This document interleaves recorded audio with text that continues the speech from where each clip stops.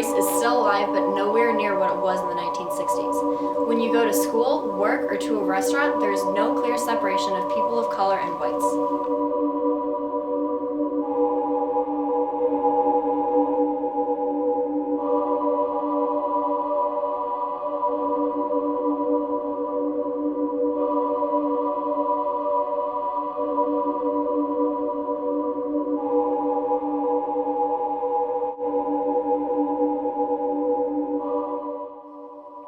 Today, people celebrate diversity and acknowledge the accomplishments of African American history.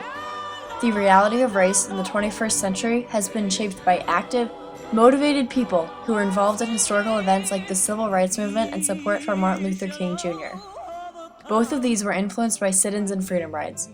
Freedom rides and sit-ins were a crucial component to the Civil Rights Movement because they utilized nonviolent resistance and showed that blacks and whites could work together for a greater cause.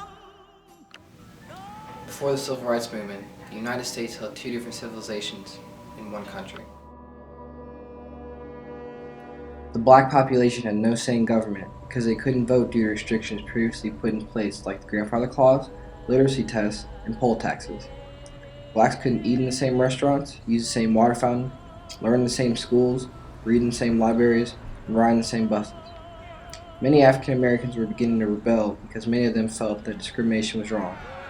Bus boycotts began to end in violence, with the police oppressing blacks with force. Something had to be done. In the early 60s, someone took a nonviolent stand in protest and sparked the Civil Rights Movement. The sit-ins began its reign of equality on February 1st, 1960.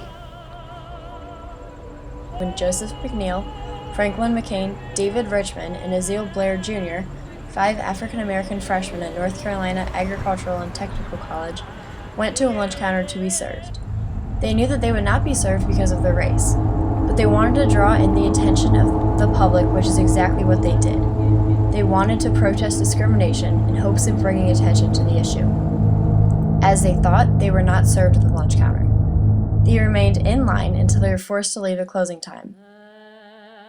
The manager of this business was not fazed by this action. "They can just sit there. It's nothing to me," he said, assuming that these boys would not return to play the silly game. In response to this action, however, word spread to civil rights organizations and other college campuses. The manager of this business was proved wrong. Core and SCLC reps began to quickly organize sit-ins for students, and college students caught on to the trend as well. Sit-ins allowed for people like Ella Baker, who organized the Student Nonviolent Coordinating Committee, which was a student-run, international, independent organization that promoted nonviolent protest. Within just 2 days, 11 cities were faced with the sit-ins. But places that were serving lunches caught on too.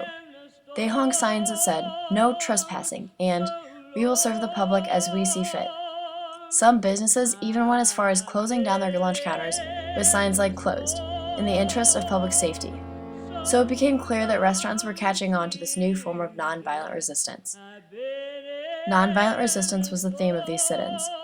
The students who participated followed unspoken rules. They were to go to the lunch counter and ask to be served. If they were not served, they would move on to the next counter until they were served. If the police intervened and arrested the protesting students, a whole new group of students would peacefully arrive at the lunch counters to take their spots. They were to remain respectful and nonviolent at all times. They were to carry themselves in a friendly manner, sit straight, and always face the counters, to never strike back or curse back if attacked. They could not laugh, hold conversations, or block entrances. The students came to lunch counters ready to be served in their best Sunday clothing. As they came well prepared, they were ready to exercise nonviolent protest. As they showed up dressed cleanly, sloppy white gang members arrived also to attack the African American students. The scene was described as, here were the colored students in coats, white shirts, ties, and one of them was reading, "Goeth," and one was taking notes from a biology text. Here on the sidewalk outside was a gang of white boys coming to heckle, a ragtail rival slack-jawed, black-jacketed, grinning fit to kill, and some of them, God save the mark, were waving the proud and honor flag of the southern states in the last war fought by gentlemen. It gives one pause. On February 27th, African American Nashville students were attacked by white teenagers. As instructed by the morals of sit-ins, they were not to strike back even to defend themselves. The police came to the scene, broke up the fight, let the white boys go, arrested the black students on account of disorderly conduct. When these issues were taken to court, the judge literally turned his back to the students. Even Luby, the defendant for the blacks in court, looked at the judge and said, "What's the point?" Luby's home was destroyed by a dynamite blast after court. It disturbed the African American community so much that 2,500 members of the African American community held a silent march. Actions like these that took place in the court case show the racial problems of this time. It would have been easy for the African American students to give in and react violently. But because they had a greater goal in mind, because they were able to exercise nonviolent resistance, they were able to inspire yet another similar nonviolent act, the Freedom Rides. A year after the 1960 sit-ins, a new civil rights tactic was born. Their strongest opponents were the Jim Crow laws that were put in place. The long road ahead of them ran through the Deep South, the most dangerous part of the country, to protest the Jim Crow laws and racism. The brave volunteers who participated in the quiet protest knew that the ride would be dangerous, but they knew it would be for a great cause in showing how blacks and whites can work together. The Freedom Rides were inspired by the 1947 journey of the reconciliation, which was led by civil rights activists Wyatt Rustin and George Hosen. Their first official Freedom Ride started May 4th, 1961. The Freedom Bus had planned to ride through Virginia, Georgia, Alabama, Mississippi, and then ending in New Orleans, Louisiana. Most of the riders were a part of the core group, which was also contributed by the civil rights movement. Despite the KKK and whatever the Deep South brought them, the Freedom Riders were dedicated to completing their mission. Some of the Freedom Riders convinced Martin Luther King to become a part of the Freedom Riders, but he decided it would be even more dangerous than it already is. The KKK threatened to show Martin Luther King a warm welcome. At the jump, the Freedom Riders drew national attention to the peaceful protest disregarding the federal and local law. The law made excuses to arrest some of the Freedom Riders for trespassing, unlawful assembly, and violating the state and Jim Crow laws, along with other alleged offenses. The Freedom Rides were organized in the bus by one black and one white to a seat, and the extra black volunteers would sit in the front of the bus to show resistance of segregation. The distinct attitude of these Freedom Rides was noticed by many Alabama residents, however, who prepared to harm them.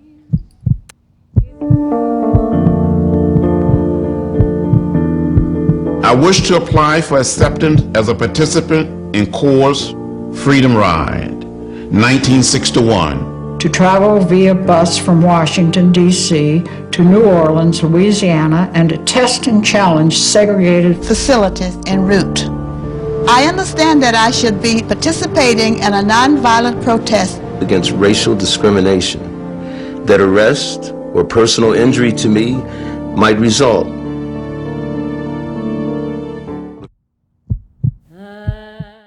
Two highly ranked Alabama officials organized violence against the Freedom Riders. These two men were the Birmingham, Alabama Police Department Commissioner, Bull Connor, and Police Sergeant Tom Cook, an avid KKK supporter. The most violent Klan group in Alabama, the Eastview Clavern, was involved in the attacks that took place on May 14th, which was Mother's Day. These two men in charge of the Alabama police did nothing to prevent the KKK from attacking the two tour buses for the Freedom Riders when they stopped in Alabama to protest against segregation. When they stopped, the KKK blockaded them and they could not leave. The KKK slashed their tires and kept the Freedom Riders inside of the bus while they tried to burn the bus and the people inside alive. When the Freedom Riders escaped from the bus, the KKK beat them almost to death and were attempting to lynch them, but the police shot of a revolver shot into the air. As the Freedom Riders were taken into the hospital, the KKK followed close to know which hospital they were being transported to.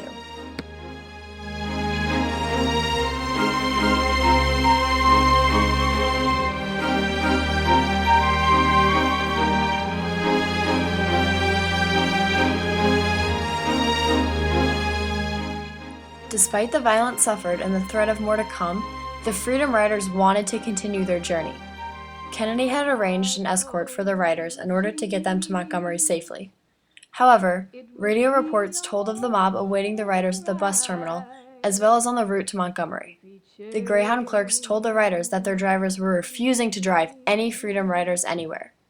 Recognizing that their efforts had already called widespread attention to the civil rights cause and wanting to make the rally in New Orleans, the riders decided to abandon the rest of the bus ride safely and fly directly to New Orleans from Birmingham. When they first boarded the plane, all passengers had to exit because of a bomb threat. Nashville students and SNCC leader, Diana Dash, felt that if violence were allowed to halt the Freedom Riders, then the movement would be set back years. She pushed to find replacements to resume the ride. On May 17th, a new set of riders, 10 students from Nashville, took a bus to Birmingham, where they were arrested and jailed. These students kept their spirits up in jail by singing freedom songs. Well, he told me that I would go hungry. While many would argue that the sit-ins and freedom rides gave whites a reason to start violence, the impact that these two events had is much greater. They not only represented the African American society, but these significant civil rights movement events promoted nonviolent protests and peace for the future. The brave blacks and whites that were part of these events have greatly impacted today's fight for complete racial equality. They were willing to give a great sacrifice in hopes for an even bigger nationwide result. Blacks and whites can now eat together, travel together, marry each other safely, and most important of all, help one another. The sit-ins and freedom rides were basically a 2-year-long quiet protest against segregation and racial equality. Freedom rides and sit-ins were a crucial component to the civil rights movement because they utilized nonviolent resistance and showed that blacks and whites could work together for a greater cause. In a time where society was focused around race, the ability that many African Americans had to exercise nonviolent resistance said a lot about their desire for change. This desire led into the civil rights movement years later, as this day has brought society much closer to racial equality. We shall all have peace one day. We shall all